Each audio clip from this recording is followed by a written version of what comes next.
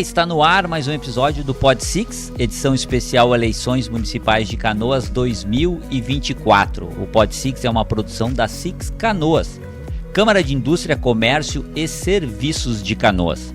Nessa edição especial de eleições, entrevistaremos aqui os candidatos a prefeito de Canoas para as próximas eleições. Eu sou Guilherme Manfroy, jornalista, corretor de imóveis e diretor da Six Canoas. Aqui comigo, fazendo parte dos entrevistadores, os jornalistas Rodrigo Becker, que é colunista político do blog Seguinte, Marco Leite, do site Notícias da Aldeia, e Bruno Lara, da agência GBC. No programa de hoje, entrevistaremos a candidata Beth Colombo, do Partido Republicano. A gente roda a vinheta e, na sequência, começamos a nossa entrevista.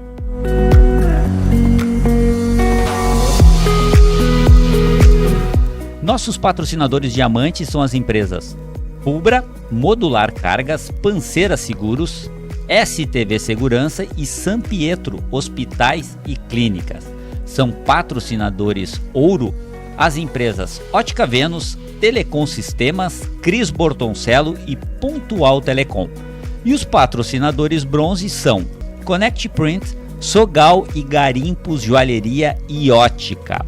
Lembrando que nosso podcast está disponível no canal da Six Canoas no Spotify e YouTube. Para acompanhar os nossos episódios, inscreva-se no canal da Six Canoas no YouTube e no Spotify. Você encontra os links e mais informações na descrição desse vídeo. Podcast especial Eleições Municipais Canoas 2024. Estamos no estúdio com a candidata Beth Colombo e com os jornalistas Rodrigo Becker, Marco Leite e Bruno Lara. Sejam todos bem-vindos e é uma honra recebê-los nesse episódio. Alguém aqui quer abrir as perguntas? Vamos comigo de novo. É sempre o Becker, né? Tradição já. Candidata, costumo me perguntar por que quer ser prefeita de Canoas nesse momento, né, a cidade está passando por um problema grave, calamidade, pós-pandemia. Por que ser candidata nesse momento? Candidata, ele quis dizer assim, por que ser candidata com essa barbada toda que está a assumir a cidade nesse momento, né? Facinho. Eu poderia responder assim, porque eu não sou assustada. Mas eu vou responder um pouco mais. Na verdade, a minha história dentro da cidade. A cidade de Canoas faz parte da minha vida. Nasci aqui, né? Sou nascida em Canoas. E há 50 anos eu tenho uma vida pública, porque é 50 anos do meu concurso público como professora de Canoas. E dali, como alfabetizadora, diretora de escola, secretária de educação, diretora de saúde pública, depois dei um intervalo no serviço público, fui para privado, tive a honra de ser do Grupo Ubra, né, onde eu fui diretora de uma unidade Ubra, retorno, então, aí para o serviço público, já como vice-prefeita. Vice-prefeita, no primeiro mandato, acumulei Secretaria de Saúde, que, imaginem, não é pouca coisa, né, e vice-prefeita, e assim foi todo o primeiro mandato.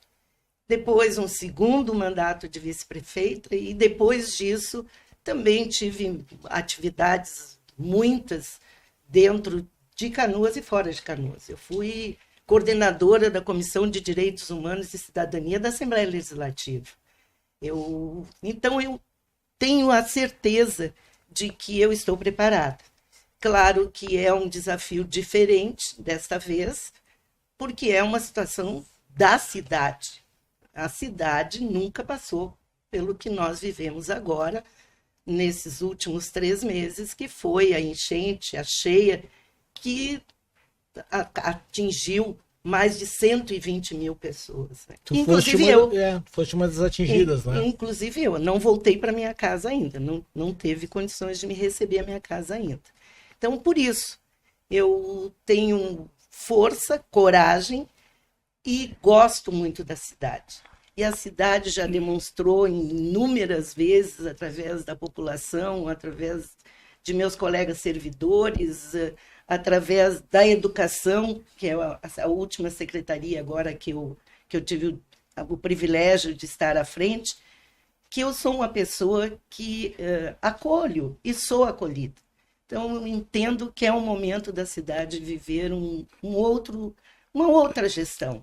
Uma gestão, quem sabe, mais acolhedora, Beth, mais... Fala, Marco. A pergunta é dentro desse mesmo tema aí, né?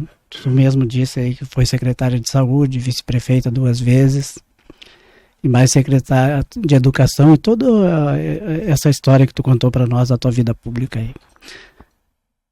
Além de tu te sentir preparada para ser prefeita de Canoas, numa situação, desculpa, uma situação tão calamitosa que nós nos encontramos, Canoas está completamente quebrada, né? Durante essa tua vida pública, qual é o legado que tu deixou? Eu acredito que por onde eu passei eu deixei legados. Eu, quando fui diretora de escola, eu iniciei com uma escolinha de madeira e quando eu deixei a direção 3 anos depois, era um prédio muito bonito, que foi a Escola Rio de Janeiro. E todos os momentos em que eu estive à frente de uma secretaria, eu deixei legados. Na saúde, um dos maiores legados foi acabar com filas nas unidades de saúde. As pessoas dormiam em jornais nas portas de saúde e nas portas das unidades básicas. E quando eu deixei de ser secretária, as pessoas marcavam consulta por telefone, como em qualquer plano de saúde. Vejo que é um grande legado, né? Eu posso dizer várias situações, mas assim, o maior legado que eu deixei foi exatamente e que eu levo é o carinho e o respeito com as pessoas, com os cidadãos da nossa cidade. Eu posso andar pela cidade livremente porque eu sempre tenho alguém que vai me dar um abraço, que vai me agradecer alguma coisa. O meu marido diz que não dá para caminhar comigo por menos de 1 hora entre o calçadão e o prédio da prefeitura. Ou então, não dá para fazer rancho no supermercado com a Beth, porque o carro dela fica vazio, mas o que ela fala, né? Porque é isso que as pessoas me acolhem. Eu acho que esse é o maior legado, é o respeito que eu consegui das pessoas. Só para não perder o fio da meada, tu falasses ali do teleagendamento, né? Isso. Isso permanece hoje? Não permanece. Não te incomoda isso de cada governo que muda se põe a bola no centro de novo? Muito. O meu sonho como gestora é que os projetos se tornem programas de Estado e não de governo. Eu acreditava, assim, se fosse para apostar alguma coisa, eu apostaria qualquer coisa de valor meu, que o teleagendamento não acabaria. Ele poderia ser aprimorado, ele poderia ser de outra forma, enfim, né, porque a evolução dos tempos, mas acabar com isso, fazer com que as pessoas retornassem às portas das unidades, nós sabendo de todas as dificuldades que vivemos em termos de equipe médica, número de médicos suficientes, enfim. Mas acabou. Você falar no clima, né? Aqui é frio, o verão é muito quente, as pessoas ficam mais expostas, né? A história do projeto do teleagendamento conta com 2 meninas, uma de 14 anos e outra de 16, que nós encontramos na porta, numa fila já, de uma unidade de saúde na Rio Branco, onde uma ia marcar consulta para a avó e a outra para a mãe, porque nem a avó e nem a mãe tinham saúde suficiente para estarem ali na madrugada. E eram 2 meninas desprotegidas. E aquilo mexeu muito e fomos atrás, enfim. O teleagendamento aconteceu, ele marcou... Com certeza, no primeiro ano dele, mais de 1 milhão, nós chegamos a festejar 1 milhão de marcação de consultas. Imagina, 1 milhão. Tivemos invasão, inclusive, de pacientes de outras cidades. Sim. Né, que vieram para cá tem como mudar essa realidade na política, tu acha? Tipo, dos projetos continuarem? Por exemplo, troca governo, que é comum, 4 anos tem eleição, ganha, perde, comum. Mas de continuar, como tu falaste, ter mais políticas de Estado e menos de governo? Eu acredito. Acho que é possível fazer na nossa realidade política em que um é contra o outro, como é que polarização, enfim, essas coisas? Eu acredito. Se eu não acreditasse nisso, eu não estaria aqui nessa sabatina com vocês. É uma coisa que eu busco muito, né? Que as diferenças que acontecem, ideológicas, quem sabe até pessoais, elas fiquem cada uma no seu canto, no seu limite, e não venha para dentro do serviço público, não venha para dentro da gestão pública. Aquilo que, se eu me eleger, e vou tentar isso, aquilo que eu encontrar positivo, com certeza vai ser mantido sem perguntar de que governo veio. O problema é que as pessoas têm vaidades pessoais, não querem manter qualquer serviço, mesmo que seja um serviço muito bom, para não ter que dizer que foi o prefeito anterior ou a prefeita Tu que pensas, tu pensas que esse teu entendimento, que eu acredito ser bem evoluído, venha da tua origem educadora, de ter que conciliar 30, 40 crianças com perfis diferentes dentro da sala de aula? Sem dúvida, sem dúvida. Tu imaginas assim, eu iniciei a minha carreira como professora aos meus 18 anos. Eu estou com 70. Eu já contei a minha idade também, viu? Mas eu iniciei aos 18 anos. E eu iniciei na educação especial, como chamavam antes. Hoje são as crianças atípicas, né? Mas eu iniciei no Pestalozzi. Eu já fiz 50 anos de pestalozziana aqui em Canoas, em setembro do ano passado. E lá eu encontrei uma diversidade de idade, de conduta, de patologias.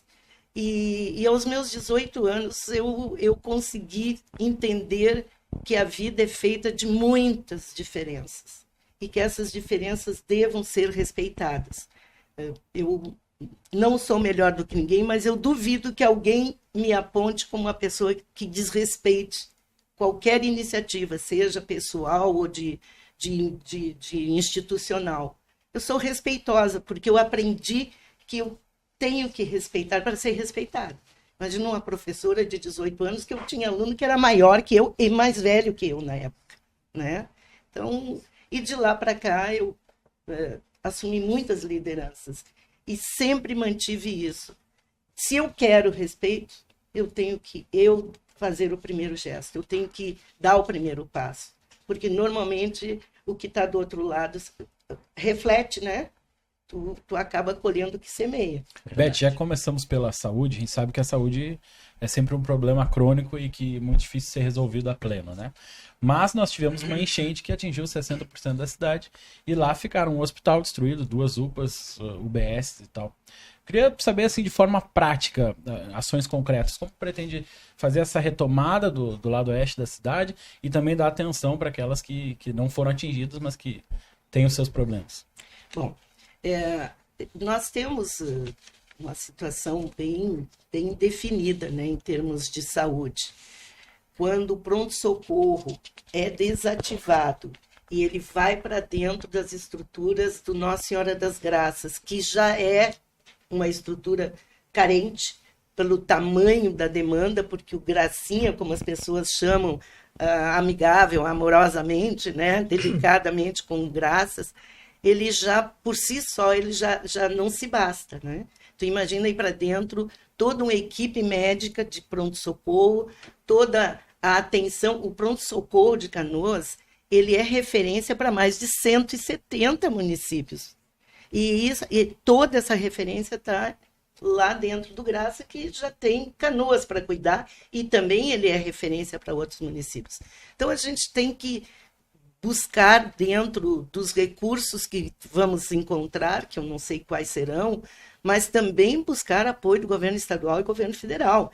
O problema de Canoas não é de Canoas, tem 452 cidades no estado do Rio Grande do Sul que foram atingidas, umas mais, outras menos. Com certeza Canoas é uma das maiores atingidas.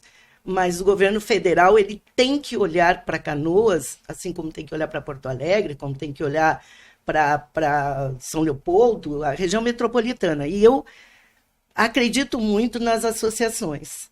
E a Grampal vai ter que ter papel muito forte na defesa de vinda de recursos para nós. Nós temos que iniciar buscando a recuperação do pronto-socorro. O pronto-socorro não pode ser desativado. Existem alguns segmentos que dizem que seria melhor já fechar. Não é isso. Não pode. Quando ele foi concebido aqui na cidade, é porque a cidade já clamava por ele, né? E a partir daí, as UPAs, eu Quando fui secretária de saúde, não tinha nenhuma UPA em Canoas.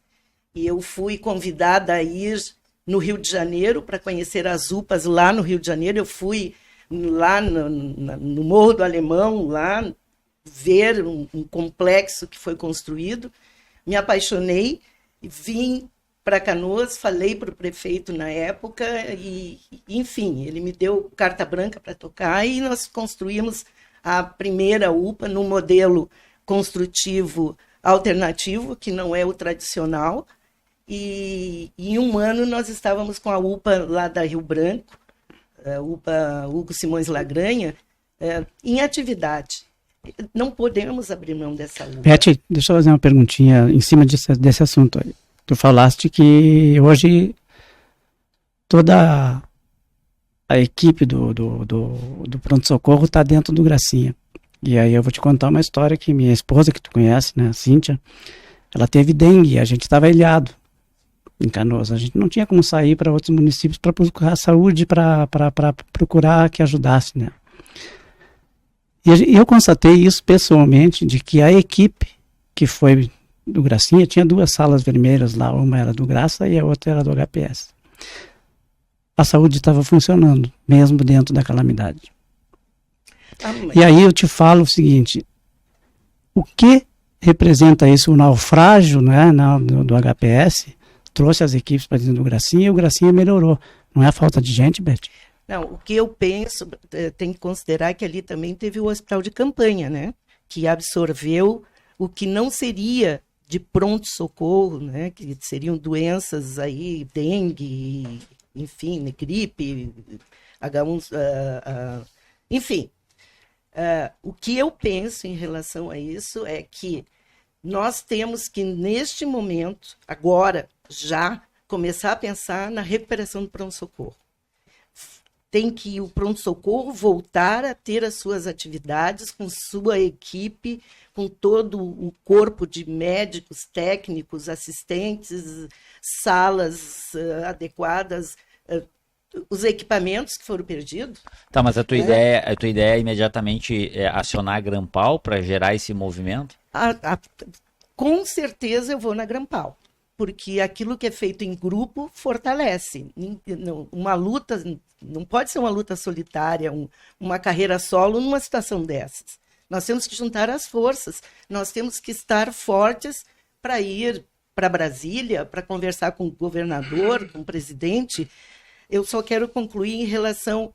E depois, nós temos que rever o modus operandi do Gracinha. O Graça, ele é, sim, uma associação beneficente, ele está sob interdição da prefeitura há bastante tempo, e eu não sei se essa interdição ajuda ou atrapalha, mas que eu vou propor para a ABC retomar a gerência do hospital. Se eles toparem, a gente vai retomar a vida do Gracinha como ela era. Por que eu estou dizendo isso? Eu não estou condenando o sistema que está lá, mas nós vivemos, canoenses, uma situação atípica também em relação ao governo. O prefeito é afastado, assume o vice-prefeito, aí o vice-prefeito, quando assume, exonera o superintendente do hospital, porque não é da simpatia dele, porque era do outro, e o hospital vai pagando preço sobre isso, porque vai mudando. Quando tu muda a gerência, é claro que muda a sistemática, cada um quer impor o seu modelo de administração, enfim, e isso só trouxe prejuízo para Canoas, para o atendimento em saúde para Canoas. Eu não sei quantos superintendentes nós já tivemos agora, e o último que chegou, que eu aplaudi, que esteve aí, o penúltimo, né, porque agora já tem outro, ele é tão bom, e ele estava fazendo um trabalho tão bom, que ele foi, que o Instituto de Cardiologia buscou e contratou como um CEO deles lá, triplicando quase o salário dele aqui. Ele disse: eu estou apaixonado pelo hospital, eu queria ficar aqui, mas eu tenho filhos para criar, eu tenho casa para cuidar, eu tenho família, e estão me oferecendo um salário. Então, isso também. A gente quer ter uma qualidade, tem que bancar o custo dessa qualidade. O Graça não consegue fazer isso. Então, são duas preocupações na saúde. Sim, eu ia te perguntar o seguinte, né? Tu falaste da Grampal e tal, mas como é que tu pensa em fazer para buscar a grana do governo federal, por exemplo? Que é onde se imagina que possa vir o grosso do recurso para a reconstrução da cidade, inclusive do hospital ali. No caso da HPS, tem uma estimativa entre 37 e 80 milhões. 37 seriam só os equipamentos e 80 milhões seria para o hospital ser o que se queria que ele fosse antes. Quer dizer, além do equipamento que se foi destruído, ampliar também com mais recursos. Mas um montante ou outro, o município não parece não ter essa grana, né? Como é que tu faria essa aproximação com o governo federal para garantir essa grana para Canoas e retomar o HPS? Tens uma estratégia de fazer essa interlocução com o governo federal? A estratégia é ir para lá e mostrar a nossa realidade. Eu tenho em Brasília um suporte do Republicanos, que é um partido forte, que tem o vice-presidente da Câmara, que nós temos lá mais de 40 deputados federais, nós temos 3 senadores, nós temos o governador de São Paulo, né? É um partido forte. Então, eu tenho representação. E estou também, comigo, eu tenho o MDB, que é um partido também forte, que tem a sua representação em Brasília, e o Democracia Cristã, outro partido também que vai estar junto. Eu entendo que esta é uma causa não de partidos e não de ideologia. É uma causa humana. É o ser humano, é o cidadão, é uma cidade, são pessoas que estão precisando. Agora, se eu precisar desse reforço, eu vou usar todo esse reforço para bater na porta, seja de quem for. Eu não sei quem vai ser o ministro na época, porque as coisas mudam muito, mas o presidente da República, eu imagino que seja o mesmo, né? Até a próxima eleição. Então, eu não tenho nenhum pudor de chegar ou de restrição ideológica de ir lá e apresentar a nossa realidade e solicitar a ajuda necessária. Eu vou buscar. E eu não sossego, eu sou insistente, persistente. Isso é bom. E eu vou buscar. E tu tens ideia de colocar como secretário de saúde uma pessoa técnica que entenda do assunto? E aí eu já estendo para todo o secretariado se esse vai ser o critério. Tá, deixa eu te dizer assim. Seria muito tranquilo para eu te dizer sim. Eu não sou uma pessoa técnica da área da saúde. E eu fui uma das secretárias da saúde da Grampal mais bem aprovada. Mas tu pode convir comigo que tu tens formação, né? Tu vem de uma herança, tu é professora, num período em que a professora era um expoente, né? Um expoente, um cerne, tu falaste muito bem, né? Um cara de 18 anos, às vezes botava quente com todo mundo lá na vila, mas a professora ele respeitava. Então, tu não era só uma professora, tu vem de uma herança que te permite que isso acontecesse. Tu pretende usar, de repente, esse critério teu? O meu critério vai ser, com certeza, competência comprovada. Interessante. Tem que comprovar. Não importa. Sim. Quando eu fui convidada, eu podia dizer não, eu podia ter ficado só como secretária. Eu digo só e sempre lembro que o prefeito dizia para mim, só, Beth, só vice. Então, mas eu podia ter dito, olha, eu vou ficar no meu gabinete de vice, mas aceitei o desafio porque eu me entendia competente. E fui lá e respondi. Então, eu tenho que exigir das pessoas que vão estar comigo o mesmo que eu exijo de mim. Então, o teu critério vai ser alguém que já tenha performado em alguma área que possa assumir uma área crítica da prefeitura. Exatamente, e que conheça o serviço público. Porque é muito diferente o serviço público da iniciativa privada. Se vocês me permitem, eu vou dar um exemplo meu. Eu saí aposentada da prefeitura, enfim, fui para a Casa Civil, assessorei o governador Rigoto e fui convidada pela UBRA para assumir uma unidade dela. E eu assumi, privado.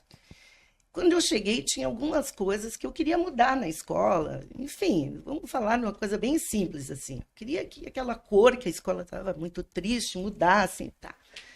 E eu fui fazer orçamentos para comprar a tinta. Então, eu fiz 3 orçamentos da tinta, da lixa, do solvente, de tudo. Peguei os 3 orçamentos. Estava com um pensamento licitatório na cabeça. Exatamente. Quando eu levei para o vice-reitor, Leandro Becker, que era o que cuidava das unidades, ele disse, por que tu fez isso, Beth? Eu disse, mas eu não tenho que montar um processo. Ele, que processo? Tu vai escolher o menor preço com qualidade e toca. Eu disse, mas como assim? Eu posso gastar? Para mim, porque eu nunca tinha sido gestora na iniciativa privada. Eu tinha sido professora, mas eu tinha meu diretor. Então, é isso que as pessoas têm que se dar conta. O inverso, né?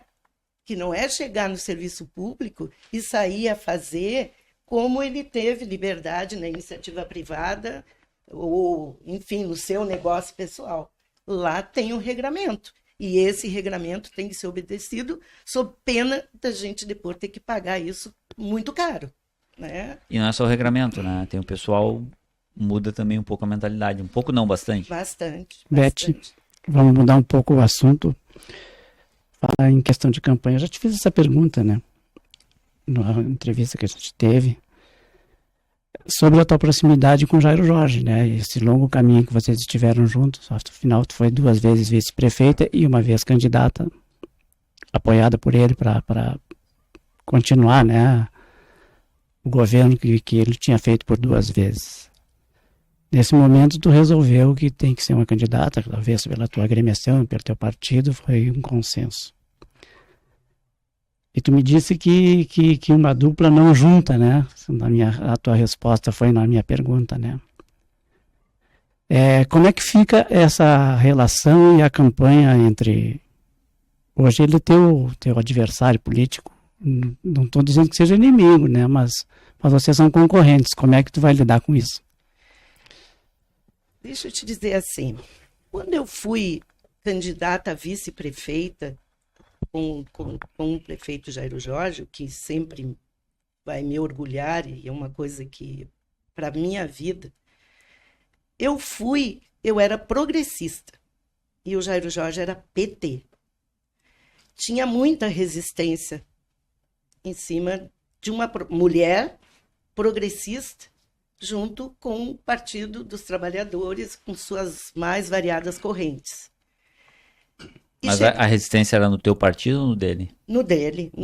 Não, o meu no Estado também deu uma torcida de nariz. Não foi. Mas, assim, na época o progressista tinha um presidente que era o Jerônimo Gergen, que uma outra, né, segmento mais jovem, menos radical. Mas, enfim, o que eu quero dizer é que a minha relação na época e hoje com os petistas é da maior conceito de amizade, de respeito, de solidariedade, inclusive. Eu tenho grandes amigos no PT, grandes amigos, graças a Deus, e eles sabem que a recíproca é verdadeira. Não é diferente com o prefeito Jairo Jorge. Não é porque nós vamos estar hoje em lados opostos, e eu nem vejo o lado oposto, nós estamos disputando um lado que é Canoas. O que nos une é a cidade. O que hoje nos separa são as nossas ideologias e os nossos partidos e as nossas candidaturas. Candidatura, ela vai, com certeza, até 27, se tiver segundo turno, até 27 de outubro. Depois, vida que segue. Eu não vou ser inimiga nem do Jairo, nem de mais ninguém, e nem ele meu, tenho certeza.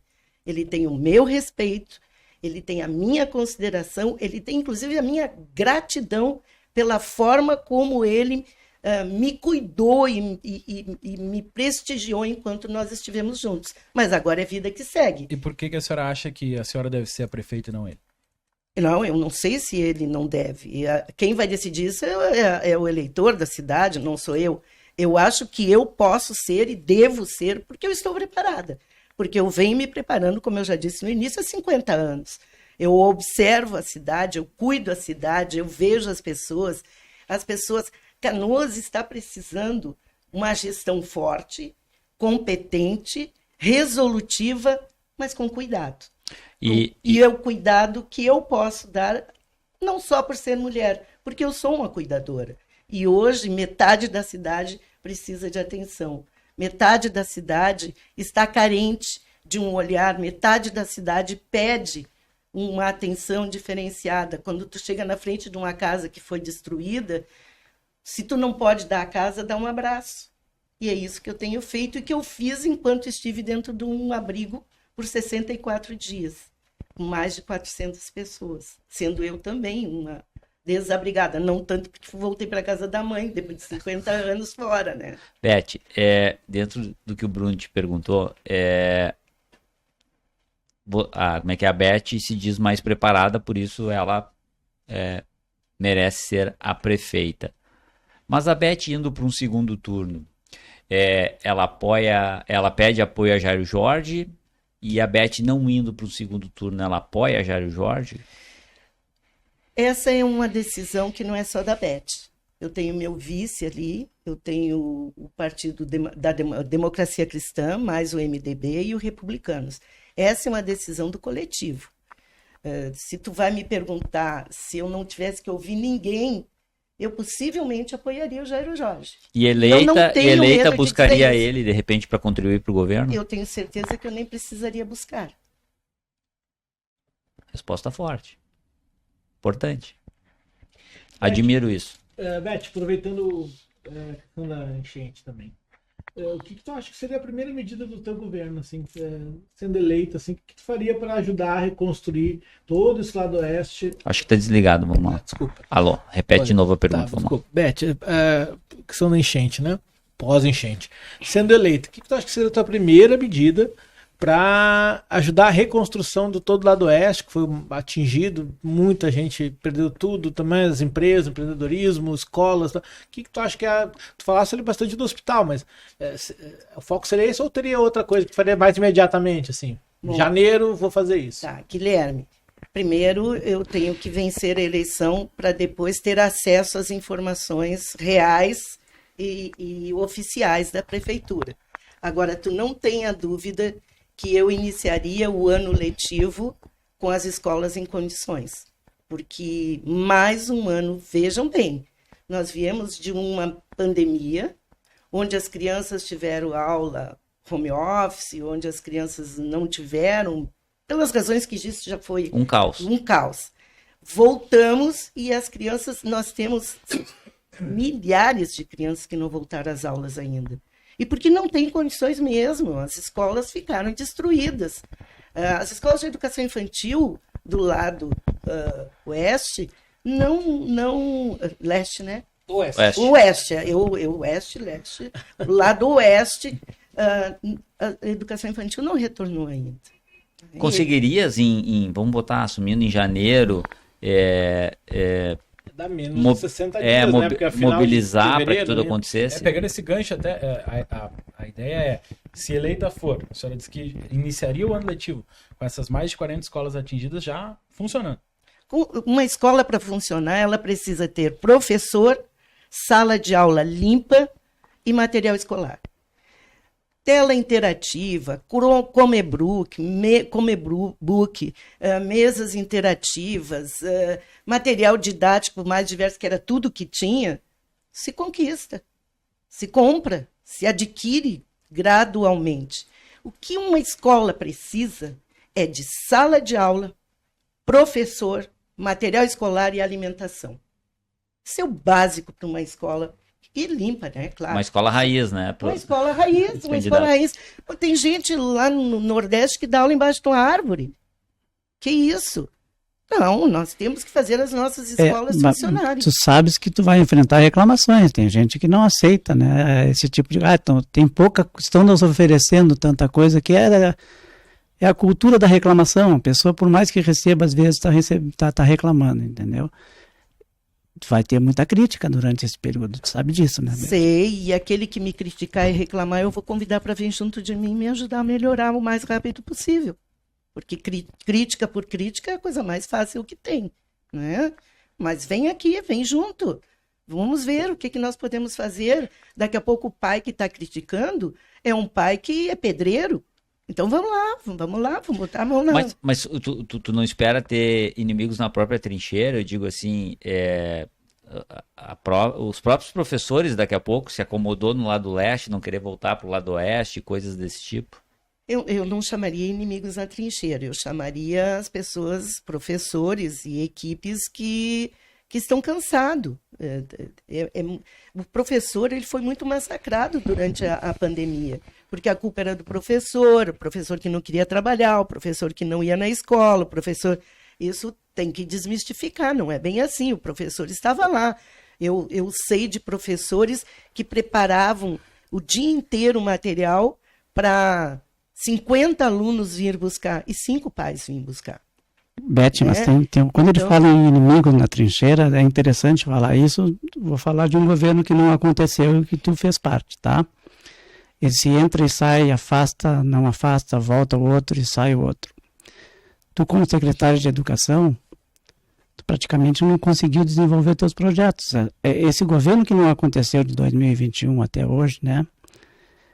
Ele prejudicou tanto a cidade como a enchente. E aí, o que se faz? O inimigo na trincheira está dentro do conceito governo que está instalado hoje em Canoas. Bom, primeiro eu vou me cuidar para não ser afastada. Acho que começa por aí, né? Sim. Ter, já é uma grande qualidade. Não espero ter isso, né? Mas se por alguma razão acontecer comigo, eu vou ter meu vice, que é uma pessoa que, se eu convidei para ser meu vice, é da minha confiança. Tem o meu respeito e tem tanta capacidade quanto eu, né? Agora, se a nossa história recente não conta assim, ela não viveu isso, né? Aí vai das pessoas, da índole. No primeiro afastamento do prefeito Jairo Jorge, eu estava na Secretaria de Educação e eu fui mantida. Eu fui uma das poucas secretárias que o vice-prefeito não demitiu, né? No afastamento seguinte, eu fui a primeira a ser exonerada.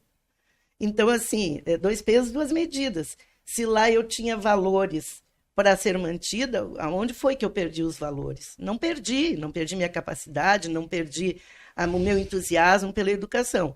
O que aconteceu foi que, então, o vice, naquele momento, já queria montar uma estrutura futura em que ele nunca me perguntou, mas ele concluiu que não contaria comigo. Essa é a política má. Eu não chamo de política, eu chamo de politicagem. E pensem bem, uma cidade de 350 mil habitantes ficar sujeito a esse tipo de comportamento. Isso não pode. A nossa cidade perdeu, é como tu dissesse, a nossa cidade perdeu, ela ficou suja, ela ficou desassistida, ela ficou... Quando ela foi atingida pela água, ela já estava numa situação de inspirar muitos cuidados, né? Então, não dá, não é possível. O inimigo na trincheira, que eu vejo, é quando é alguém que está fora, não faz nada e atrapalha pelo simples fato de querer atrapalhar e impedir que se faça o melhor. Para mim é isso, é inimigo na trincheira. Por isso que eu disse que os professores, eles estão resistentes. Inclusive, há quem diga que eu cheguei na educação para pacificar. E nós estávamos vindo muito bem com os nossos... São mais de 2.000 professores, né? Mas eles estão precisando de cuidado. Eles estão precisando, por exemplo, que se reveja o plano de carreira. Tu tens um secretário de educação em mente já? Não. Nenhuma secretaria. Não. Agora eu tenho que me preocupar em responder para vocês e que vocês votem em mim. E depois eu vou pensar isso, né? Porque não dá, não tem, né? É o mesmo que o candidato a vereador, no primeiro mandato, já anunciar que vai ser seus assessores. Está ferrado. Os outros vão trabalhar porque senão vão ter chance, sim, né? Sim. Não, mas eu não pedi para tu anunciar, eu só perguntei se tu já tinha em mente. Não, mas não tenho mesmo. Tu pode dizer assim, não, são todos esses que estão pensando que vão ser... Olha... Desculpe, diz que tem uma historinha aí, né? Que um determinado presidente da República ia assumir, né? E um amigo dele disse: presidente, todo mundo dizendo que eu vou ser convidada a ser ministro. E o que eu digo? E aí o presidente, então, disse, confirma, diz que eu te convidei, mas diz que tu não aceitou. É uma boa saída, né, Rosó? Histórias da política, né? Não. A política, ela tem seus meandros. O Bruno, tu quer fazer alguma pergunta? Não, eu vi que tu falou ali sobre a proposta dos professores ali, né, de rever o plano de carreira. E eu gostaria de a gente sabe que a educação ela tem os seus problemas antes da enchente, né? De falta de vaga para educação infantil, essa questão dos professores que já estão cansados da pandemia. Queria ouvir uma proposta concreta, assim, para a educação, embora já tenha sido secretária, se a senhora puder apresentar o que pretende fazer sendo prefeito. Tu estás falando em vagas? Tu estás falando... Uma proposta de educação que a senhora pretende implementar. Pode escolher aí uma ideia que a senhora uma tem. proposta de educação.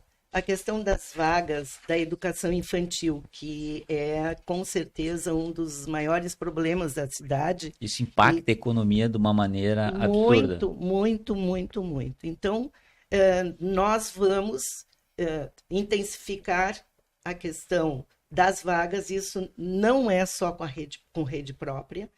Isso a gente tem que fazer as parcerias, tem que buscar as escolas parceiras, desde que respondam a todas as exigências do Conselho de Educação. Uma das coisas que com certeza eu farei, e pode me cobrar, é ter unidades, EMEIs, como nós chamamos, Escolas de Educação Infantil, né, à noite. É uma proposta de governo. Proposta de governo, está dentro do meu plano de governo. Infantil funcionando durante à noite. Por quê? Vou explicar. Se vocês prestarem atenção, nós temos muitas, mas muitas mães jovens. Sim. Adolescentes, por mais que se faça campanhas, elas ainda estão engravidando. Então, nós temos meninas aí de 16 anos. Eu não vou falar nem de menos de 16, porque aí para mim já é uma violência total. Mas de 16, 17 anos, grávidas. Elas, a primeira coisa que a família faz é não vai estudar mais. Sabe aquele ditado? Quem pariu Mateus que o embale? Então é aquilo. Isso acontece, não é uma, são centenas de casos de evasão do aluno. Nós vamos fazer a busca ativa e aí a mãe diz, não, ela engravidou, ela soube engravidar, ela vai cuidar. E aí essa menina não conclui os estudos, consequentemente, ela não encontra mercado de trabalho, porque hoje, para ser frentista de um posto de gasolina que não nada em depreciação, né, em depreciar, mas precisa ensino médio, para ser cobrador de transporte coletivo. As profissões mais básicas, né? Precisa ensino médio. Como é que uma menina dessa, que não tem ensino médio, vai trabalhar numa loja? Sem contar que os restaurantes, os shoppings, os supermercados funcionam à noite e essas mães precisam trabalhar. E aí também tem aquelas que conseguem trabalhar e que não vêm. Porque de dia, isso a gente já comprovou. De dia tem uma madrinha que cuida, se não tem a creche, né? Tem uma madrinha que cuida, tem a avó, tem a tia. Mas à noite, elas querem ver a sua novela e entregam para a mãe. Como é que essa mãe vai trabalhar? Como é que essa mãe vai estudar? Como é que essa menina, essa jovem, ou não importa se não seja uma jovem, vai se preparar para o mercado de trabalho? E aí nós vemos aí nas lojas, e vocês que são do ramo, lá pedindo, por favor, um atendente, uma balconista, um gerente, e o mercado cada vez oferece menos, porque cada vez elas se preparam menos. Então, nós temos que ter. Eu não estou dizendo que todas as nossas escolas de educação infantil vão estar abertas à noite. Não. Nós vamos fazer um mapeamento, e isso já está muito claro na minha cabeça, porque em 2016 eu já falava isso, e nunca aconteceu. Então, agora, se eu tiver a oportunidade, vai acontecer. E aí, sim, as crianças que vão ficar à noite, elas ficarão na mesma unidade para não ter que trocar. Mas nós vamos sim ter, dentro da nossa rede de educação infantil, escolas abertas à noite para essas mães estudarem. Porque EJA já tem, né? Para os maiores tem o EJA que prepara as mães para para o ensino fundamental, ensino médio, né? Enfim, e também aquela que quer fazer um curso de nível superior e também não faz, porque não tem com quem deixar as crianças. Pessoal, fica à vontade, candidato. Pode organizar aí, pessoal, pode molhar a palavra aqui, deixa eu repassar. Lembrando que estamos no Pod 6, especial Eleições Municipais 2024. Estamos no estúdio com a candidata Beth Colombo, do Partido Republicano, os jornalistas Rodrigo Becker, Marco Leite e Bruno Lara. Falar um pouco dos nossos patrocinadores, né? Nossos patrocinadores diamantes são as empresas Fubra, Modular Cargas, Panceira Seguros, STV Segurança e São Pietro Hospitais e Clínicas. São patrocinadores ouro as empresas Ótica Vênus, Telecom Sistemas, Cris Bortoncello e Pontual Telecom. E os patrocinadores bronze são Connect Print, Sogal e Garimpos Joalheria e Ótica.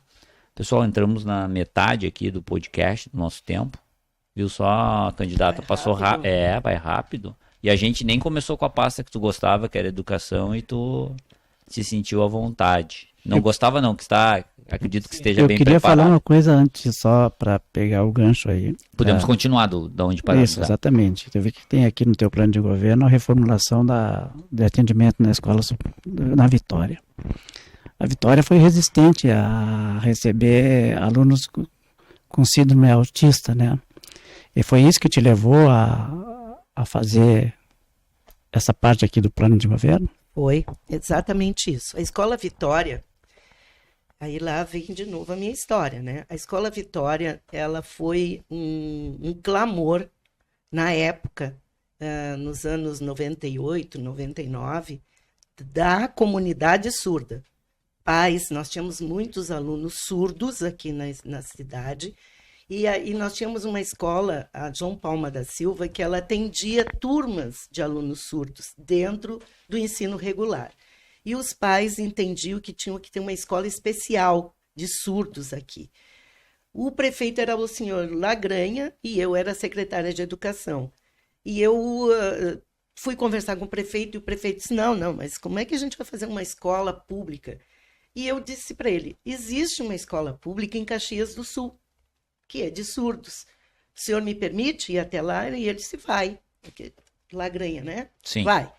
Fazedor, fazia. Isso. E eu fui e trouxe para ele, então, toda a expertise daquela escola, que ia muito bem. E aí ele disse, tá, então escolhe um terreno e vamos construir. O terreno daquela escola foi escolhido por mim. Eu fui lá, ali não tinha pronto-socorro, ali tinha uma igreja. Naquela quadra, de um lado tinha a escola São João, que é da UBRA, e uma igreja. Escolhemos o terreno e o nosso albergue. Então, era um terreno já que era da prefeitura. Uma área institucional. Isso, uma área institucional. E construímos a escola. E os pais, e chamamos os pais, enfim. Eu estou contando isso porque é uma escola que ela tem tudo que uma escola para surdos exige, tudo. Ela está perfeita, ela tem sala de especial, ela tem a casa, como eles chamam, né, que é uma casa montada para eles terem as atividades de vida diária, enfim. Só que ela nunca conseguiu ser de ensino médio, porque ela é uma escola municipal. E uma escola municipal não tem autorização para ser de ensino médio. Então, eles concluem o ensino fundamental e vão para uma escola particular, ou enfim, né? Aí é a vida deles. Mas isso em função do regramento no Rio Grande do Sul, de não poder... Não é Rio Grande do Sul. É a Lei de Diretrizes e Bases da Educação, que diz que as escolas públicas municipais são as de educação infantil e fundamental. Mesmo as especiais. Mesmo as especiais. Daí então, né? Os deputados aí, senadores, né, gostam de fazer muito projeto sem serventia, e esse poderia ser um projeto interessante. Pode. Porque o que acontece com essa escola? Essa escola, ela hoje eu não sei, viu? Depois da chuva, porque ela foi atingida também. Mas nós chegamos a ter 17 alunos. Estávamos com 17 alunos, sendo que 2 ainda não sendo do nosso município, de um município vizinho, E com toda a equipe de professores, equipe diretiva, supervisão, orientação, tudo que exige para ter uma escola para funcionar com 170.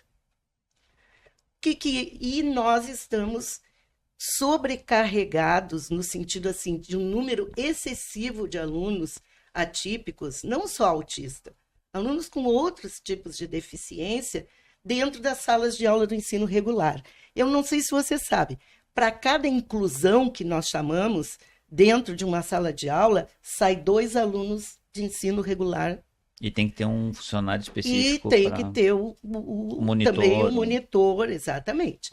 Então, assim, tem sala de aula da prefeitura que tem 8 alunos incluídos, tá? 8. Então, tu tira 16. 8, sai 16. Então, tu vai ter uma turma ali de 18 alunos, no máximo 20 alunos. E como é que tu vai dar conta disso com um número de professores? Não adianta, tu vai contratando professor, fazendo, não tem jeito. Como o Instituto Pestalozzi chegou no seu limite, que é 168 alunos, que nós, a prefeitura, olha aí, eu me incluindo ainda, né? Isso é vício, viu? Não, mas eu penso que se o cidadão encarasse que o público é dele também, né? O público, eu disse o setor público, né? Porque eu adoro que as pessoas venham Nós é Canoas, né? Nós me perguntam assim, tu que conhece o pessoal e tal, pergunta pra ele o que eles vão fazer. Eu sempre falo, não, o que tu vai fazer? Eles são que nem tu, pagadores de impostos, estão lá também, mas no momento que a gente entende que o que é público é nosso, eu acho que funcionaria melhor, né? É isso. A prefeitura compra, então, essas vagas todas. 100% das vagas do Instituto Pestalozzi é pago pela prefeitura.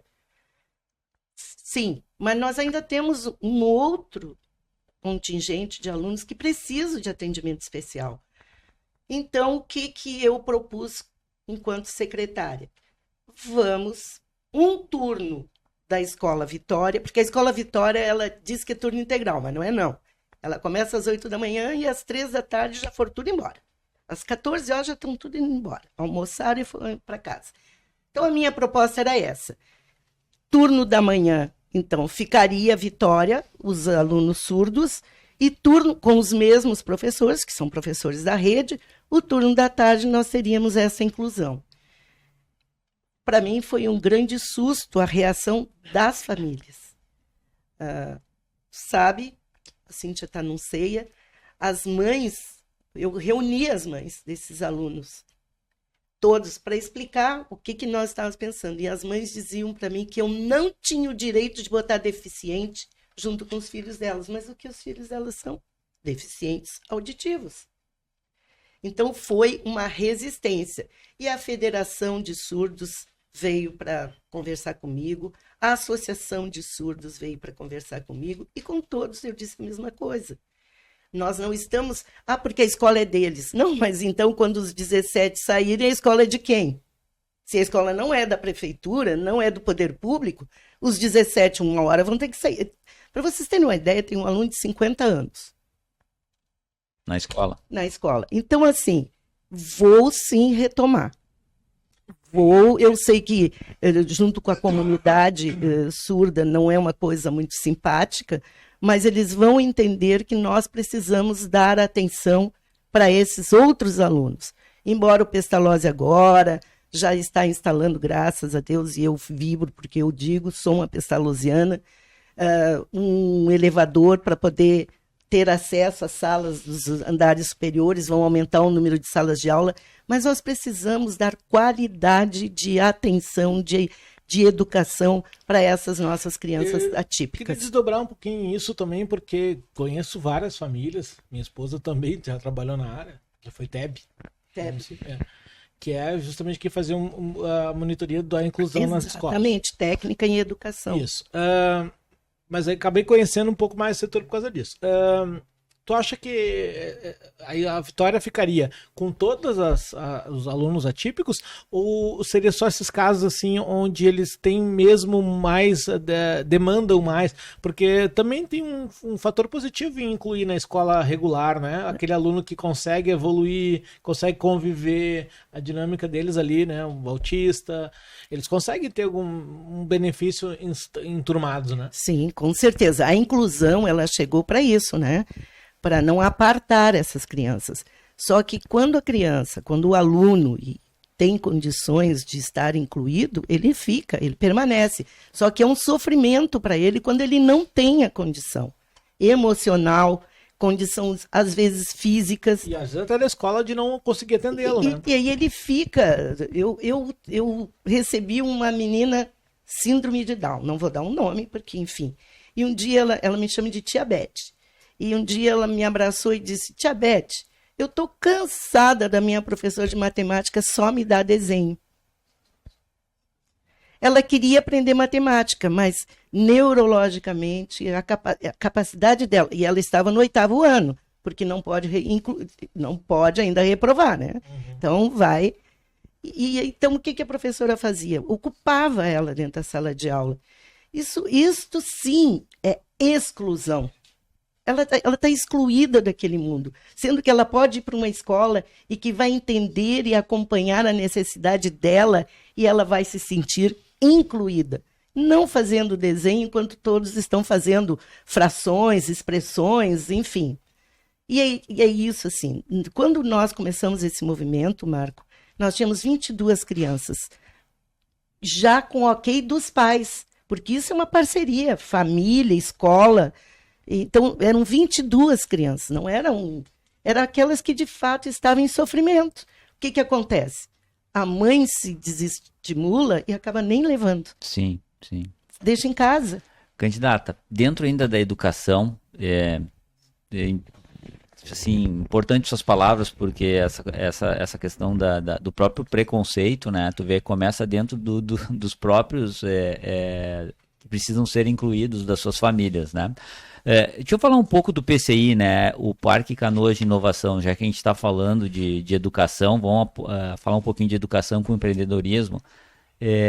Nós aqui na SIX vemos o PCI como um grande potencializador de geração de oportunidades, né? Tanto para Canoas quanto para os jovens, porque lida com tecnologia, lida com inovação. E são 3 empresas ocupando um lugar que permitem mais 70, se eu não me engano. Tens ideia de potencializar o PCI? Está do lado do Guajuviras, na Estância Velha, quer dizer, no bairro Estância Velha, tem mão de obra bastante, gente querendo trabalhar. O que tu pensas em fazer, ou citar no teu plano de governo, fazer essa ligação entre o Parque Canoas de Inovação e essa parte de incentivo a essas áreas tecnológicas e de inovação? Eu até conheço algumas crianças, para mim crianças, né? Sim. Alguns adolescentes que estão fazendo estágio lá e encantados. Aliás, um abraço para o Regis, né? Que é um entusiasta, né? Sim. O PCI, quando ele foi constituído, né, primeiro constituído na intenção, depois constituído no papel, enfim, né, ele era para ser um sucesso, porque tem uma área que está sendo disponibilizada. As 3 empresas até que estão lá são um sucesso, né? São sucesso, é isso. Eu só não entendo por que aonde foi que travou a chegada de novas empresas. Talvez dentro daquilo que tu mesmo tenha comentado aqui com a gente, de que os processos se cessam e não se tem continuidade. E cai no esquecimento. São tantas provocações dentro da gestão pública que acaba acontecendo um esquecimento. Eu não entendo. Eu tenho que confessar que é um tema que me faz pensar bastante. Desinteresse, talvez.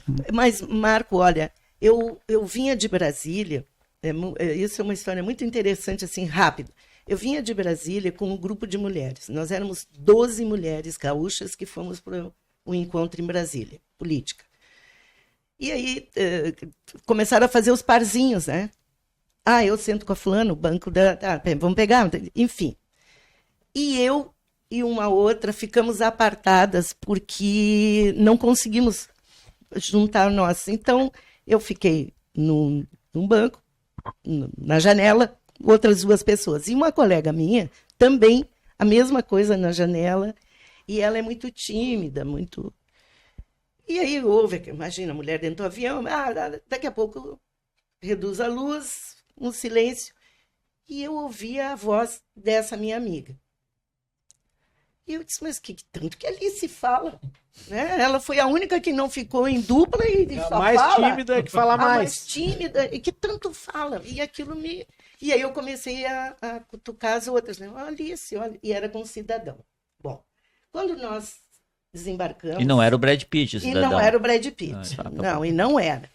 E nem alguém que ela conhecesse. Quando nós descemos no aeroporto, ela disse, Beth, eu preciso te apresentar. Eu não vou dar o nome do empresário.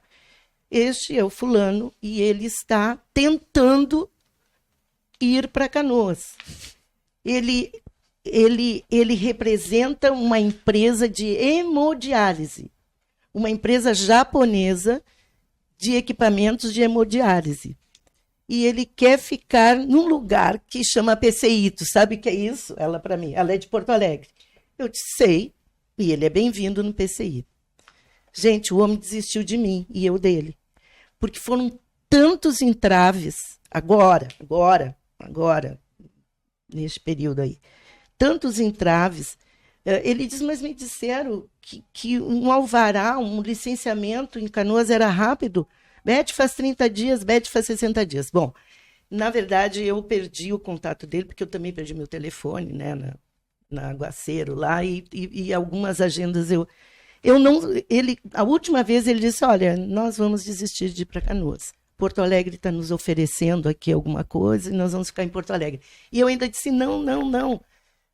Dei o nome na época do secretário de Desenvolvimento Econômico, e disse, fala com ele. Ele disse, não, mas já falei, tu já passou. Não conseguiu vir. Beth, aproveitando que nós Eu não estamos nesse entendo assunto, isso. a gente teve uma perda de arrecadação muito grande aí durante a enchente, né, de 1,5 bilhão.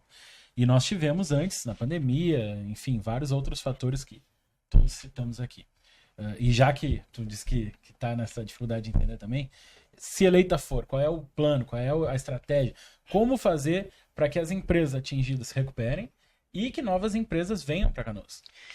Nós temos que achar uma forma de incentivar essas pessoas. Eu tenho preocupação com uma empresa maior, mas eu também tenho preocupação com a quitanda lá do fundo da Matias, ou da Rio Branco, ou do Mato Grande, ou da São Luís, porque eram empresas, respeitando o tamanho de cada uma, que faziam um movimento de toda a questão monetária, o recurso, a economia da nossa cidade.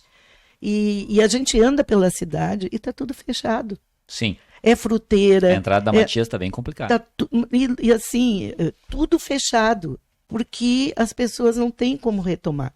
Eu falei com um cidadão, dono de uma fruteira, e ele tinha 2 funcionários. E foi muito interessante, porque ele disse, olha, Beth, eu não tinha dinheiro nem para pagar uma rescisão, né? Até porque eles era informal. O que eu disse para eles? Eu vou primeiro cuidar da minha vida, cada um cuide da sua. E quando um dia a gente conseguir retomar, quem sabe a gente faz isso, né? Também contou isso, e aí a história é igual a de todos. Só que agora, faz umas 2 semanas, eu encontrei com ele, e ele me disse, sabe o que os meus empregados, meus funcionários me propuseram? A sociedade. Um pegou os 5.100 e, de fato, investiu na casa. O outro não pegou porque era inquilino, e aí disseram, ele não pediu, o proprietário pediu, ele ficou sem. E eu tinha algumas coisas minhas, e nós vamos, então, abrir novamente a fruteira, mas agora nós seremos 3 donos. Mas olha só, a enchente salvou esse pessoal, hein? Mas imagina... Levou eles para o empreendedorismo.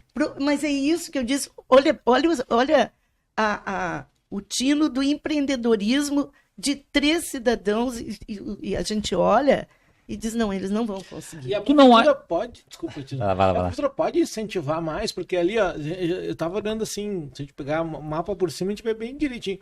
Tem uma faixa na Matias, vai até lá Rio Branco, algumas quadras para dentro, ali passando um pouco o Carrefour, mais adiante um pouco, é bem residencial, mas depois dali, que tinha muito comércio pequeno, mas tinha bastante, que virou Nada. né? E que aí era manicure, sabe? Microcrédito, Doceira.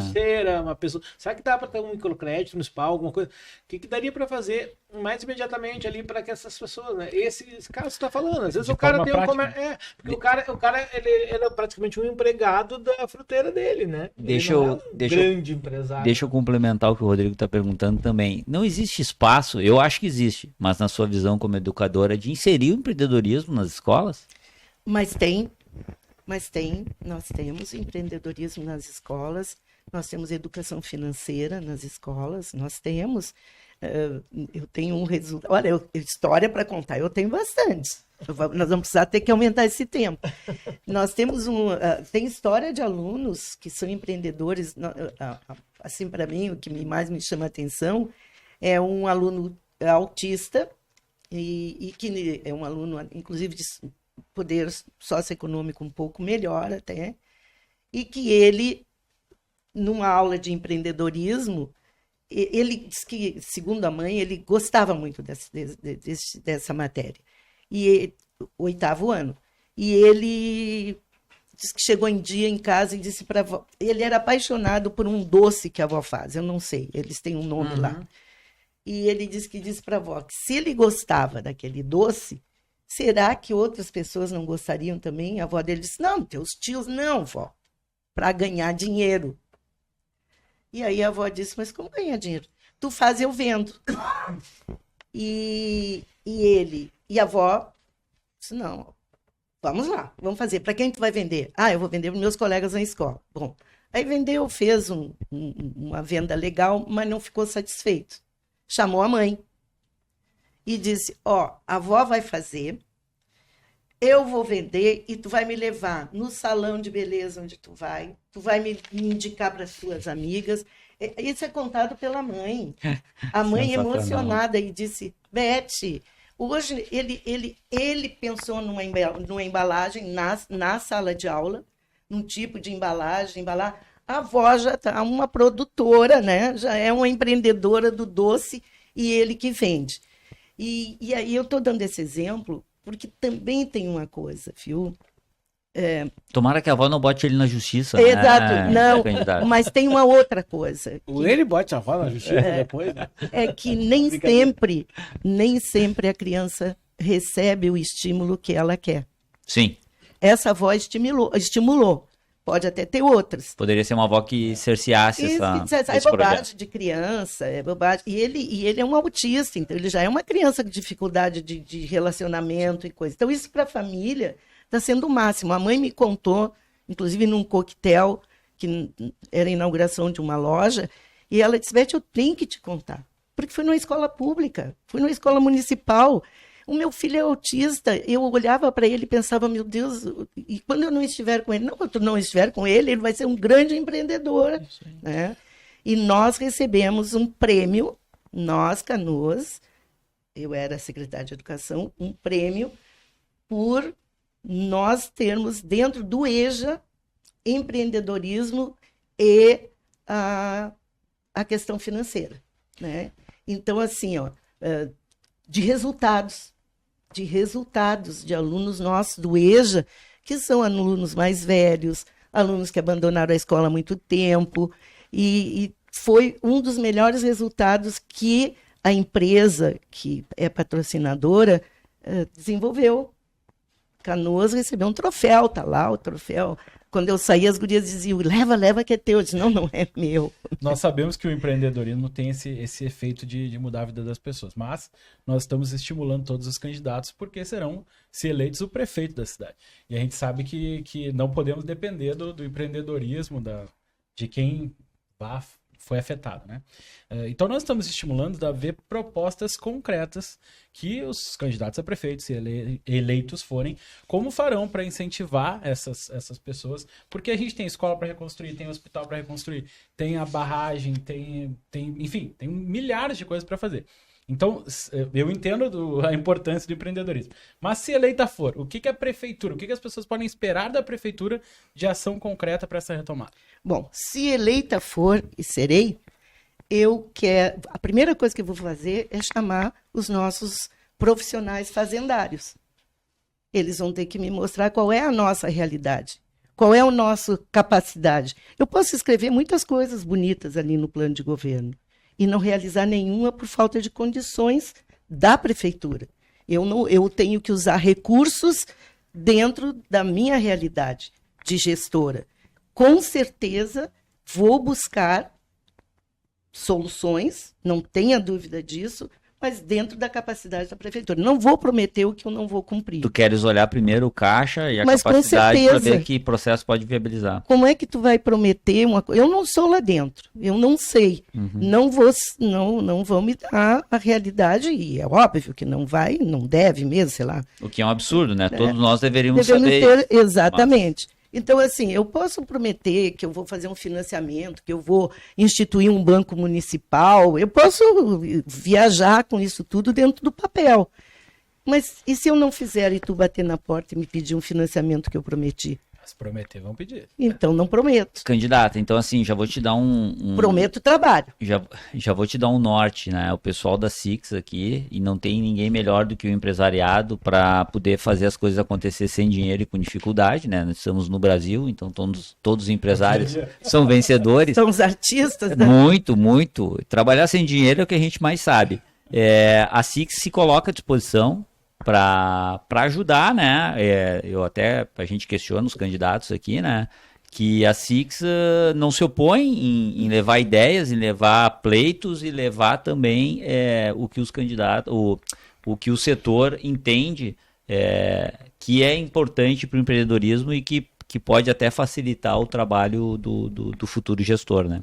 Mas é isso, a gente tem as instituições, Sebrae e outras instituições que, em parceria com a Six e em parceria com outros segmentos, a gente pode construir. Eu sou educadora, eu parto do princípio que tudo é uma construção.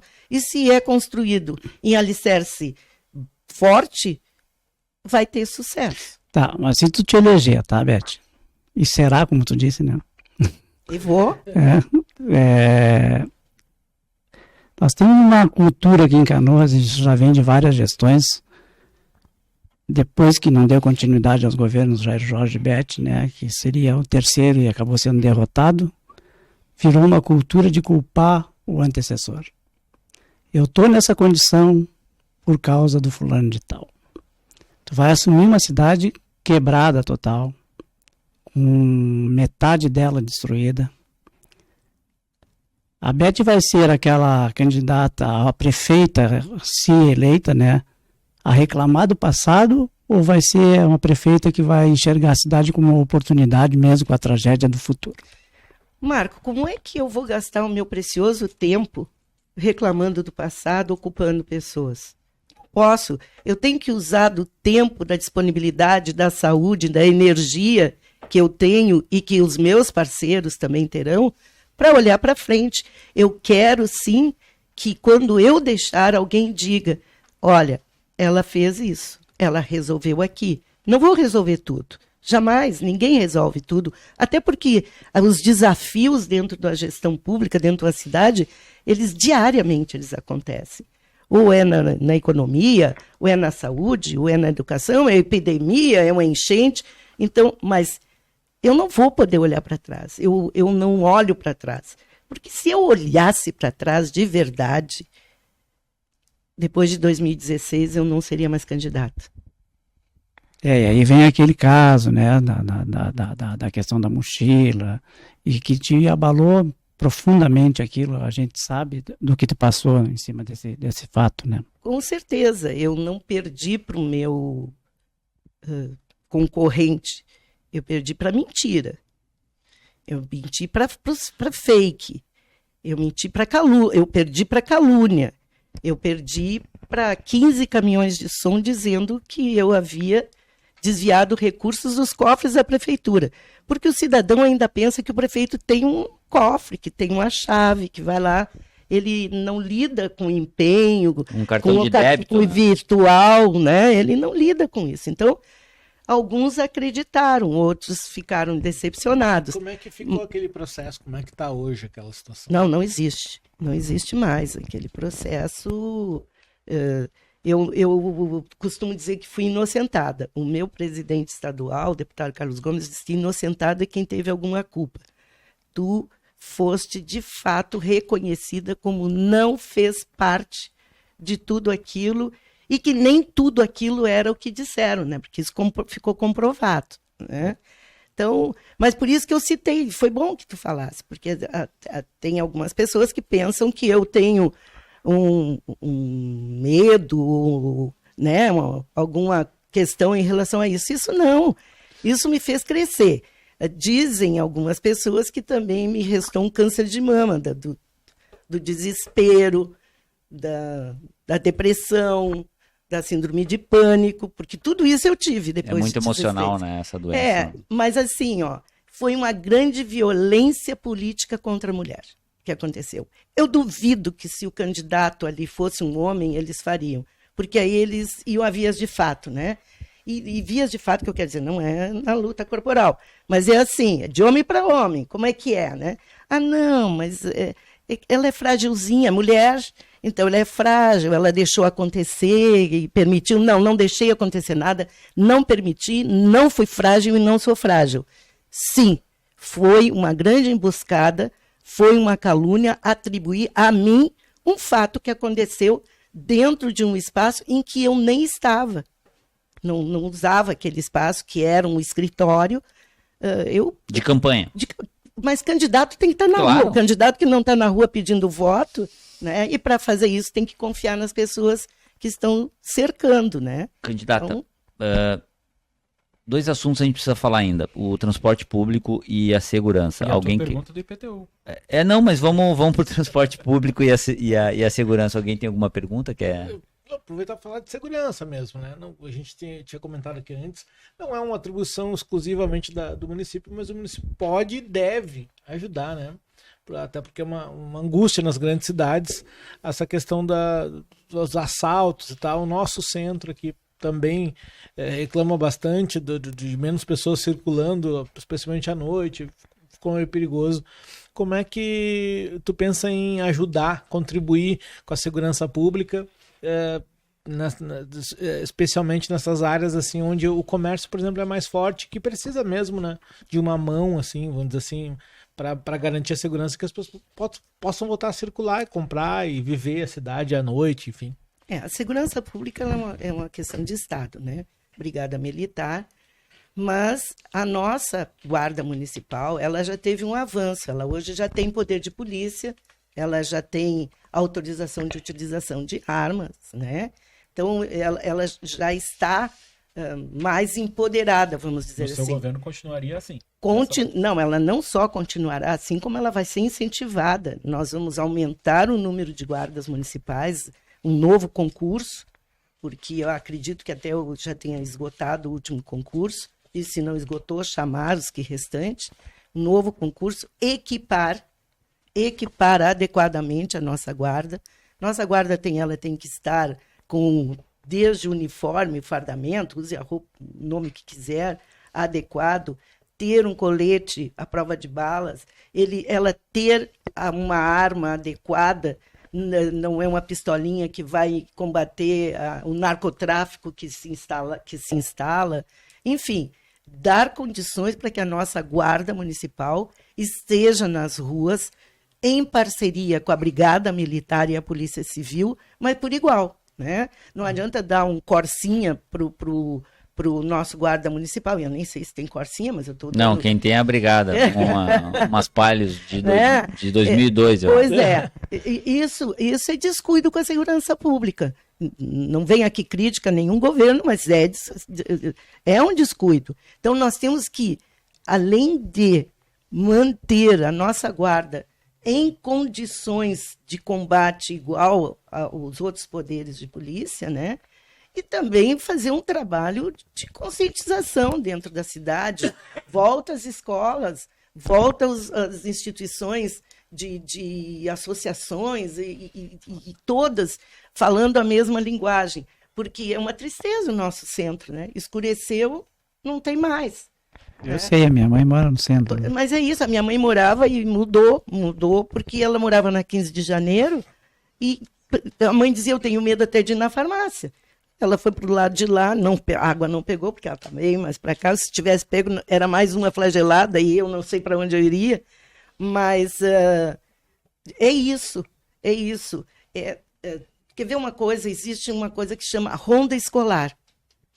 Nós vivemos um período aí em que tinha todas aquelas fakes em que iam entrar numa escola, iam atirar, porque cada escola e cada lugar que tem um maluco daqueles, depois vem o pânico. Sim. Né? Sim. E aconteceu bastante, inclusive, de falsidade. Pessoas inventando uma história, fake, né? né? Vai ter Exatamente. não sei o que na escola tal. Mas olha bem, nós lutamos muito para ter o botão de pânico nas escolas e não conseguimos até hoje, quer dizer, até ontem, né?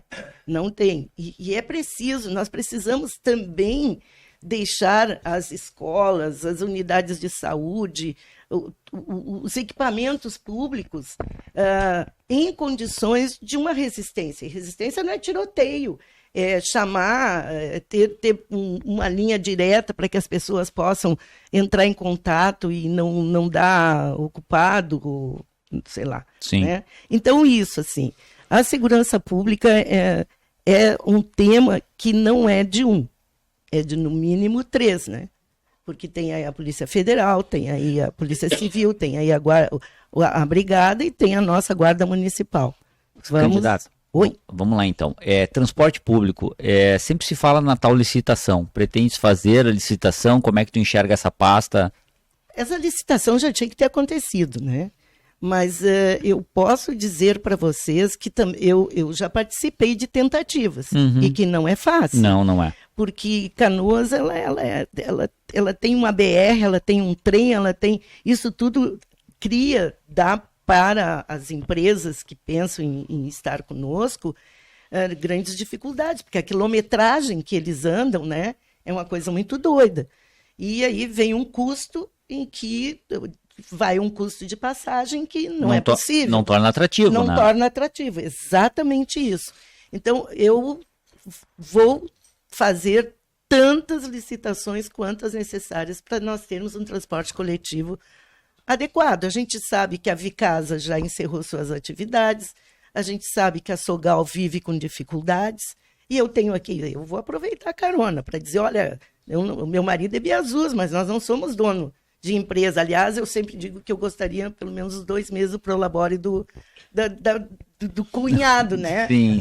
Mas o cunhado tem a vida dele, que eu estimo e respeito muito. Sim. Mas não, as pessoas dizem, né? Já saiu isso em pesquisa, que não votam em mim porque eu sou dona da Sogal. Eu não sou dona da Sogal, aliás, agora, neste momento, eu não sou dona de nada, porque o meu carro, o seguro pagou e eu comprei imóveis, então estamos a pé. Não, carro alugado pelo partido, estou. Então, assim, mas parem de dizer que eu sou dona da Sogal. Parem de atribuir a mim aquilo que não é verdade, né? Eu vou fazer uma licitação. Agora, quem vai vencer, que vença quem tem condições de dar condições humanas. É melhorar o transporte, né? E humanas. Se a gente conseguir tiver um transporte melhor para todo mundo. Seja a Sogal, seja outra empresa. Eu já vi dizer que tem ônibus com goteira. Eu não sei, eu ando de ônibus, mas a minha funcionária lá em casa, trabalha comigo há 23 anos, ela disse, dona Bente, quase que eu abri a sombrinha, porque tinha uma goteira dentro do ônibus. Pegando uma carona nisso, a gente fala em... Acho que não tá ligado, Bruno. Tá ligado? Quer pegar uma carona no ônibus? Vamos lá. Não, mas pegando uma carona nisso, a gente fala em transporte, a gente lembra de ônibus porque é o que a gente tem na cidade, né? Mas tem no seu projeto, e para fazer a licitação, alguns outros modais, mais empresas de ônibus? Como é que a senhora pensa o transporte como um todo? Assim? Como eu disse, aqui em Canoas tudo fica muito difícil, né? Por toda essa nossa cidade fatiada. São 3, né? 3 cidades dentro de uma. Dentro de uma. O prefeito Jairo Jorge, né, tentou o aeromóvel. Quando eu acompanhei o projeto, e o projeto me parecia, né, que seria uma solução de atravessar, transposição da cidade. Aí assumiu um novo governo que, né, abortou todo o processo, e aí, inclusive, recursos que já haviam sido investidos, enfim, né? Eu teria e terei que ouvir pessoas, e vou dizer uma coisa para vocês, por favor, não me entendam mal, mas eu acho que eu tenho que buscar de fora do Rio Grande do Sul pessoas profissionais que tenham vivido as dificuldades. A gente anda em Curitiba, é tão bom, né? Eu acho que a solução não foge de grandes metrópoles que trabalhem com sistema já enfrentaram coisa parecida. Nova York, Paris, tem que buscar. Canoas é muito grande, né? Eu acho que a gente não pode ficar... Olha bem, tu desce aqui no Salgado Filho, quando ele estiver apto, o que te resta? Uber, se tu não tá com teu carro ali, Uber ou táxi. Tu desce no aeroporto de Curitiba, tem aqueles via direto a todo instante. Eu aprendi isso porque eu estava lá esperando e uma outra moça disse, olha, por que tu vai pegar táxi? Táxi é caro. Eu disse, mas eu vou para o centro de Curitiba, de que jeito? Vem comigo. E nós éramos dezenas de pessoas com mala, com bagagem, dentro de um daqueles via direto. Por que a gente não pode ter? Tudo uma questão de educação. Agora, nas Olimpíadas, a gente viu que Paris criou núcleos, né? Onde a pessoa não precisa sair do seu lugar para trabalhar, para fazer compras. É isso. Inclusive seu lazer, entendeu? Quase que não usam transporte público. É uma questão de educar a população, né? E de evolução, né? A gente tem que evoluir, tem que olhar para frente, tem que ver o que a gente pode fazer para deixar este lugar. Nós somos a terceira cidade do estado do Rio Grande do Sul. Nós somos a terceira em arrecadação, em número de população. O que é isso, né? E quase que ultrapassamos, agora há pouco tempo, chegamos a ultrapassar até Caxias, né? Então, vamos pensar grande, parar de pensar pequeno. Para pensar grande, tem que ter coragem, tem que olhar para frente e tem que buscar parcerias. Candidata, para finalizar aqui uma pergunta que eu preciso fazer sobre IPTU. Nós vamos ter 1 minuto para responder. Aqui na Six é conceito já e de que o IPTU é muito caro. De 2008, por exemplo, pega o exemplo de um conhecido que tinha um terreno no lado leste da cidade, que ele pagava R$700, hoje é 27.400. Não existe razão para esse aumento. Eu sempre digo, ou o gestor estava abrindo mão de receita antes, ou ele está cobrando muito agora. Não existe isso, não tem nada que pague, nenhuma aplicação financeira que pague esse valor de IPTU exorbitante. Claro, o que acontece? Se reduz em várias partes da cidade, sei lá por que critério, e se pega essa conta e se joga nessas pessoas que têm outros terrenos que se dizem ser mais valorizados. Na sua opinião, qual o papel do IPTU? Brevemente, para a gente poder ficar no tempo aqui. Tu falasse em diferenças, né, de valor, que era uma era outra. Existe uma coisa dentro do serviço público, da gestão pública, que é a renúncia, né, a renúncia financeira, a renúncia de recursos. Então, baixar o IPTU, eu não sei como, eu sinceramente não sei qual é o mecanismo que possa existir. E também sei que para aumentar tem que fazer um georreferenciamento, tem que ficar identificando, então, a unidade. Era uma casa de 5 peças, agora virou um sobrado, tem tudo isso. Mas eu entendo que o IPTU tenha que ser um valor que não exorbite a condição da pessoa. Porque o que acontece? A inadimplência. E aí a cidade recolhe muito menos do que deveria, porque ele está num valor em que a pessoa não consegue. Não é só IPTU, tem a questão do imposto de transferência também. Né? ITBI. Nossa, é pesado o ITBI. Né? Eu sou do mercado imobiliário, eu sei. Pois é. Então, assim, agora o prefeito fez uma campanha, reduziu o ITBI. Quantas pessoas... E eu perdi, porque eu também tinha que fazer a transferência lá de uma casa. mas como ainda não se concretizou, eu disse, poxa, compra de uma vez, compra, porque aí já aproveita. Porque ITBI também é muito caro. Pô, tu pega um valor pela teu imóvel e tu acaba pagando um percentual, né, alto. Pretende rever esses Sem conceitos? dúvida. Em 30 segundos, que a gente está finalizando aqui para manter a isonomia do tempo, é um recado para quem está assistindo o podcast e está assistindo a candidata. Bom, primeiro eu agradecer a oportunidade, né? Me senti em casa, muito obrigada. Espero que vocês tenham também me entendido, né? E dizer que eu, por toda a minha história que eu já tive a oportunidade de relatar aqui, por muito mais que as pessoas sabem da minha caminhada dentro da cidade, eu tenho a certeza de que eu serei uma prefeita resolutiva em termos administrativos, jurídicos, mas mais do que isso. Eu sou uma mulher acolhedora. O meu perfil é acolher, é cuidar, e isso é a minha característica e foi sempre assim e será. E eu não vou mudar, eu vou ser uma prefeita acolhedora. Obrigado, candidata. Nosso tempo se encerrou aqui, né? Quero agradecer a presença de vocês nesse episódio. Obrigada, candidata Beth Colombo, do Partido Republicanos. Nosso agradecimento também aos jornalistas Rodrigo Becker, Marco Leite e Bruno Lara. Lembrar a quem está nos acompanhando que, para ser notificado dos episódios, tem que se inscrever no canal da Six Canoas no YouTube, da Six Canoas no YouTube e Spotify, né? Nossos patrocinadores diamantes são as empresas Fubra, Modular Cargas, Panceira Seguros, STV Segurança e San Pietro Hospitais e Clínicas. São patrocinadores ouro as empresas Ótica Vênus, Telecom Sistemas, Cris Bortoncello e Pontual Telecom. E os patrocinadores bronze são Connect Print, Sogal e Garimpos Joalheria e Ótica. Eu agradeço a todos e agradeço também pela audiência. Até o nosso próximo Pod 6.